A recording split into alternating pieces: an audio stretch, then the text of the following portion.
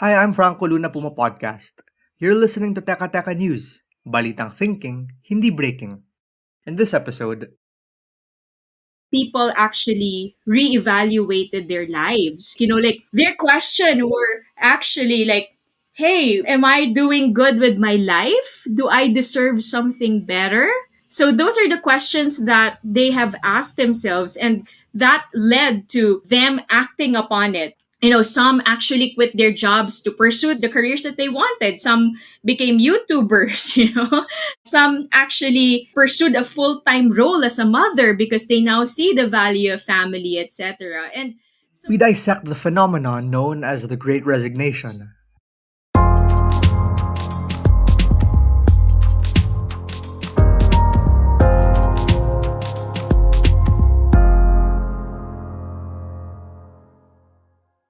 it was really an employer-centric workplace. Now it became an employee-centric workplace, and people really just don't want to live to work. They really now want to work to live. That's attorney Arlene De Castro. She's Chief People and Customs Officer for Sprout Solutions, an HR software provider. They had done in-depth studies into the so-called Great Resignation in the Philippines. And what they found was that companies across different industries logged a near 73% increase in resignations between 2021 and 2022. Across manufacturing, IT, and business process outsourcing companies here, 85% of HR units reported more employee departures over the past year. And it's a trend that's being seen all around the world, especially in the US. The wave in the Philippines shows the same key findings. People want to join an organization that sees them, hears them, values them, and cares for them. Previously, the trend is okay, if you give compensation to people, or if you give them the right compensation, or if you give them the compensation that they want, they will stay. But actually, based on our study, that is not the case because compensation is not everything. Now, it's the whole people experience. It started with quiet quitting. Remember that social media phrase at the start of the pandemic? Almost overnight, workers had decided to start doing the bare minimum at work to focus on other areas of their lives. According to the Sprout study, employees are citing more existential reasons to quit. As Arlene said earlier, it isn't about the money anymore. The end goal is really self actualization and really becoming the best versions of themselves. And you cannot just get that just simply from having a good compensation package. I think what the study is telling us is that we now have to focus more on the other levels of the pyramid. Arlene says the rise of the hybrid or remote work setup played a huge role. Almost 90% of the employees surveyed said they were ready to quit their jobs if they were forced to work on-site. Lalong-lalo na dito sa Pilipinas. Isipin mo ang hassle na ng commute, ang taas pa ng presyo ng mga bilihin. That's really because it's now open season. Now we have the capability to work at the comfort of our own home and to actually have that work life integration. And by work life integration, I don't mean work life balance. I mean like actually integrating your work and your life together, such as, you're working and you're petting your cat or your dog. Let's say, before pandemic, the trend is people would work from 8 to 5 and then they probably come home like an hour or two after their work. And they spend their times with their family on weekends. But now, like when we're working from home, we're actually spending time with our family. We're actually spending time with our friends. We have more time for ourselves, for the people that we love. Because one thing that the pandemic laid bare is that remote work is possible after all, across many industries. So many Filipinos started flocking to international companies that let them work anywhere, on their own schedule, unshackled. Imagine the international space is now open, right? Like, you can now go to a company abroad and work there because it's open season now. And that has not been the case previously. And that's the reason why the Great Resignation is also still in full swing. Foreign companies now offer better compensation than, the local workers. So that has been a trend as well.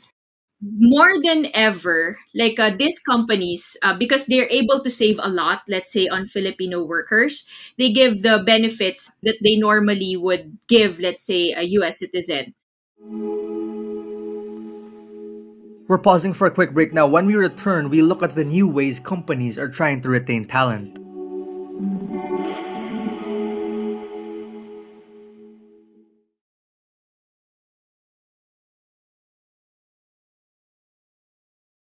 I resigned from my job because I wanted to reclaim my time and reevaluate how I thought about being present. That was outside of digital and fast paced demands of a work from home setup and just to really spend time with myself. That's Sofia de Aros, 23 years old. She left her fast-paced job at a magazine during the pandemic after feeling burnt out. There's less of an interest in career and more of an interest in life narrative. It's less, what is the next logical career move? It's more of, where should the story logically go next? People have a stronger sense of their personal narrative and internal landscape. Sofia is far from alone. Arlene De Castro of Sprout Solutions says the Great Resignation is still in full swing, especially among younger workers, and even with COVID restrictions lifted. Those who haven't quit are thinking of doing so in the coming months. But the good news is that companies are finally rising to the challenge. If you've noticed, there's also a surge of learning and development tools and engagements in the country. And that's really because this is now the trend. If you're unable to provide professional growth to your employees through an effective career development plan and through an effective learning management system, then your employees will quit. Because it has happened to everyone for the first time, it becomes a trial and error for most companies now. And that trial and error is actually good because it fosters a culture of experimentation, right? Like there's no right or wrong answers. The other good thing is that the pandemic has ignited more awareness around mental health. Arlene says 95% of the companies they work with added mental health services to their compensation packages, while 85% have adopted a hybrid work model. That only signals us that mental health is no longer taboo. Now we acknowledge that people get depressed. We acknowledge that people get sad, and people really need to have this sense of overall well being, not only the physical, but also the mental. Other companies rolled out perks like allowances for transportation, electricity, and Wi Fi. On the employee perspective, can I have something better? And on the employer perspective, how can we ensure that employees feel that what they have with us is the best? So that I think is the most important lesson in this whole great resignation thing. It's really employers are now rethinking how they do things. And the biggest bright spot, Sprout says that while attrition is at an all time high, hiring is also reaching record highs. That means opportunities abound, and the world is opening up to the Filipino worker. This year could also see the hybrid work setup, or at least flexible hours, become the norm rather than the exception. Previously, during the pre-pandemic era, people just go overtime and going above and beyond in order to please their managers or their employers because they feel like, if I do this, then I would be promoted, and stuff like that. And then the quiet quitting happened, and it is a trend where people just, okay, I'll just do my 8 to 5, and then after that I'd go back to being with my family, etc. And so from that quiet quitting, there will definitely emerge a new trend.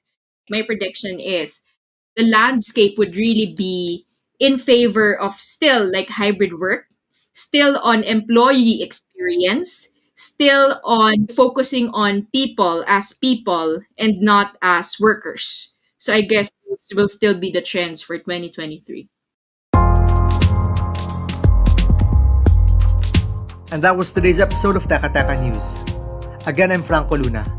This episode was edited by Joe Salcedo and produced by Kat Ventura. If you like this episode, share it with a friend or two.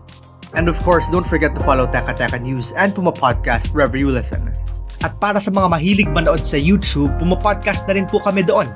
Just search Puma Podcast and subscribe to our channel. Thanks for listening.